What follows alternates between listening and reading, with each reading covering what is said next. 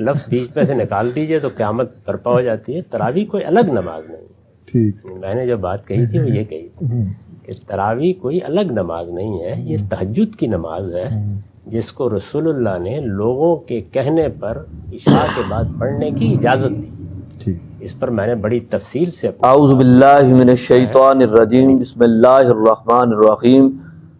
جاوید غامدی کے مضموم عقائد و نظریات اس قدر یہود و نصارہ کی طاقت سے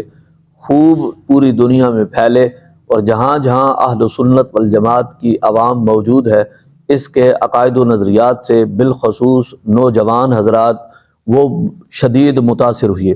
لیکن میں اس کے دلائل جب سنتا ہوں تو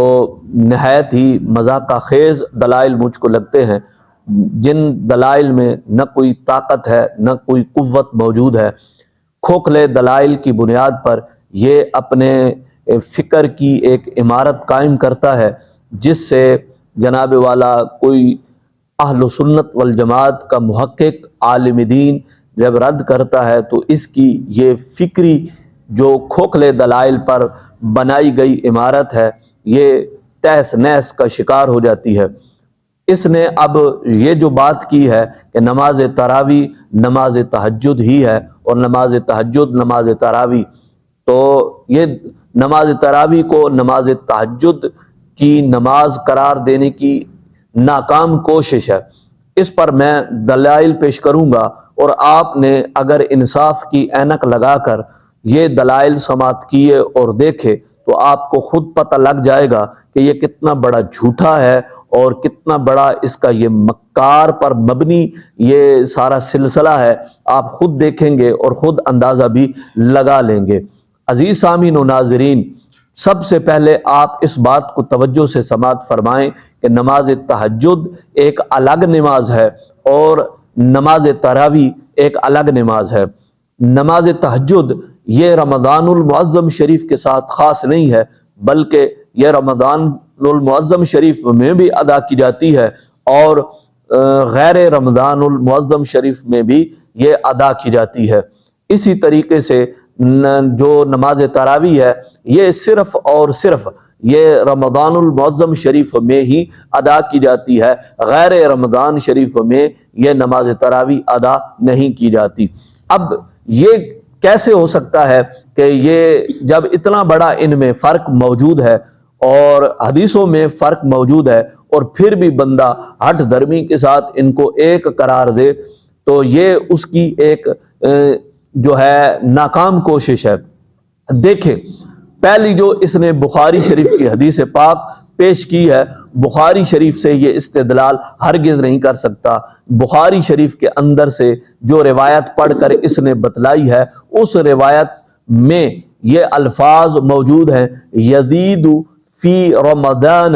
ولا فی غیرہ، تو یعنی کہ رسول پاک صلی اللہ علیہ وسلم جو 11 رکعتیں ادا فرماتے تھے وہ نماز تہجد کی ادا فرماتے تھے، اور آپ رمضان شریف میں جو اس میں زیادتی نہیں کرتے تھے اور نہ ہی غیر رمضان میں اس پر زیادتی کرتے تھے 11 رکعتوں پر۔ اب یہاں پر آپ دیکھ لیں کہ اس حدیث پاک کے اندر رمضان اور غیر رمضان کی بات کی گئی ہے، تو معلوم ہوا کہ یہ نماز تہجد کی بات ہے، کیونکہ تہجد کی جو نماز ہے وہ رمضان میں بھی ادا کی جاتی ہے اور غیر رمضان المعظم میں بھی ادا کی جاتی ہے۔ اب جب کہ دوسری جانب صلاۃ التراویح کو بارے میں دیکھ لیں، صلاۃ التراویح میں صحاح کی ایک معتبر ترین کتاب مسلم شریف آپ کے سامنے پیش کرتا ہوں، جس میں باب الترغیب فی قیام رمضان وہو التراویح، تو جس میں یہ قیام رمضان کی فضیلت اور نماز تراویح کا بیان باقاعدہ طور پر باندھا ہے۔ اب یہ 6 حدیثیں امام مسلم نے بیان کی ہیں، سکرین پر آپ دیکھ سکتے ہیں کہ ان 6 حدیثوں کے اندر صرف اور صرف رمضان کی قید موجود ہے، فی رمضان۔ اب جس میں بھی آپ 6 کی 6 حدیثوں میں آپ یہ ملاحظہ کر سکتے ہیں، دیکھ سکتے ہیں، انصاف کی اینک لگا کر آپ اس کو دیکھ سکتے ہیں اور پڑھ سکتے ہیں کہ اس میں صرف رمضان کی بات ہے۔ اب رمضان المعظم شریف کی بات، اگر یہ نماز تہجد ہوتی تو پھر صرف رمضان کی قید نہ لگائی جاتی بلکہ ساتھ رمضان اور غیر رمضان دونوں کی بات کی جاتی، کیونکہ اگر ہم یہ مان لیں کہ یہ نماز تراویح نماز تہجد ہی ہے تو پھر یاد رکھیں کہ نماز تہجد کو ان روایات کی بنیاد پر، جن روایات میں صرف فی رمضان کی قید موجود ہے، تو صرف رمضان المعظم شریف کے اندر ہی نماز تہجد کو محدود کرنا لازم آتا، جبکہ ایسا تھا ہی نہیں۔ نبی پاک صلی اللہ علیہ وسلم نے تو رمضان میں بھی پڑھی ہیں اور غیر رمضان میں بھی نماز تہجد کو ادا کیا ہے۔ اس طریقے سے دوسری کتاب میں آپ کے سامنے مصنف ابن ابی شیبہ پیش کرتا ہوں، اس کے اندر پوری 10 روایتیں امام مصنف نے اس کو ذکر کی ہیں۔ آپ دیکھیے تو 10 روایتیں ہیں اور 10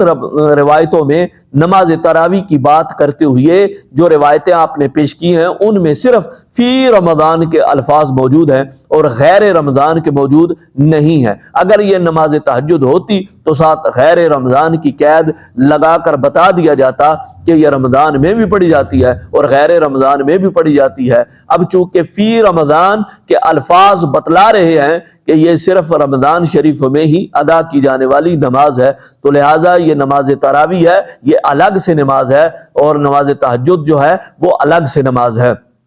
اسی طریقے سے آپ کوئی بھی کتاب اٹھائیں گے، جتنی بھی آپ کتابیں اٹھائیں گے، موطا امام مالک اٹھائیں تو اس کے اندر بھی فی رمضان کے الفاظ موجود ہیں اور غیر رمضان کے الفاظ ساتھ موجود نہیں ہیں۔ جب کہ ہم بخاری کی حدیث پاک پڑھتے ہیں تو بخاری شریف کی حدیث پاک میں رمضان اور غیر رمضان کی قید موجود ہے۔ تو اب دیکھو کتنا واضح ترین فرق موجود ہے۔ میں اور بھی بہت ساری کتابیں پیش کر سکتا ہوں، جتنی بھی آپ کتابیں اٹھاتے چلے جائیں گے تو آپ کو یہ فرق واضح طور پر معلوم ہوتا چلا جائے گا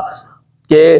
جو جہاں تہجد کے بارے میں بات کی گئی ہے، تہجد کے بارے میں جو بات ہے اس میں رمضان اور غیر رمضان کی بات ہے، جہاں صلاۃ تراویح کی بات کی گئی ہے وہاں صرف یہ الفاظ حدیث میں موجود ہے فی رمضان۔ اب آپ خود دیکھیں اور سماعت آپ نے کر لیا، آپ ان دلائل کو بھی ملاحظہ کریں اور انصاف کی عینک لگا کر اب آپ ہی بتائیں کہ اس کو محقق کہا جا سکتا ہے؟ کیا اس کے گلے میں جو ہے پھولوں کے ہار ڈالے جا سکتے ہیں؟ میرے خیال میں یہ پھولوں کا بالکل حقدار نہیں، جوتوں کے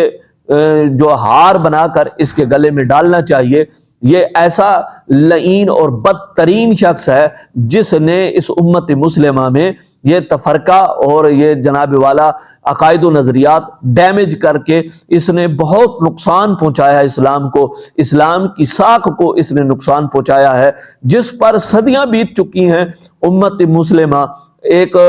اس بات پر ایک جگہ پر موجود ہیں اور یہ غیر مقلدین کے علاوہ باقی ہر ایک طبقے نے اس میں 20 رکعتوں کے ساتھ نماز تراویح ادا کی ہے، اور نماز تراویح میں تو کسی نے اس بات پر اختلاف ہی نہیں کیا کہ یہ نماز تہجد کی نماز ہے، لیکن اس نے کیا کیا؟ اس نے جناب والا دودھ کو پانی اور پانی کو دودھ کہہ دیا، جبکہ پانی ایک الگ شے ہے، دودھ ایک الگ شے ہے۔ اس نے دونوں کو ایک قرار دینے کی ناکام کوشش کی ہے، جس میں یہ بری طور پر جو ہے ناکام ہوا ہے، اور اس پر یہ کچھ بھی اس نے دلائل پیش نہیں کی۔ اس کے سارے دلائل میں پیش نظر رکھ کر اس کا رد کر رہا ہوں، یہ صرف ان 2 جملوں میں اس کا رد ہو گیا کہ نماز تراویح کے اندر جو ہے فی رمضان کے الفاظ موجود ہیں، اور نماز تہجد میں رمضان اور غیر رمضان کی قید سے ہمیں پتہ چل گیا کہ یہ نماز تہجد والی روایت ہے بخاری میں، اور باقی جو روایتیں ہیں وہ نماز تراویح کے حوالے سے ہیں۔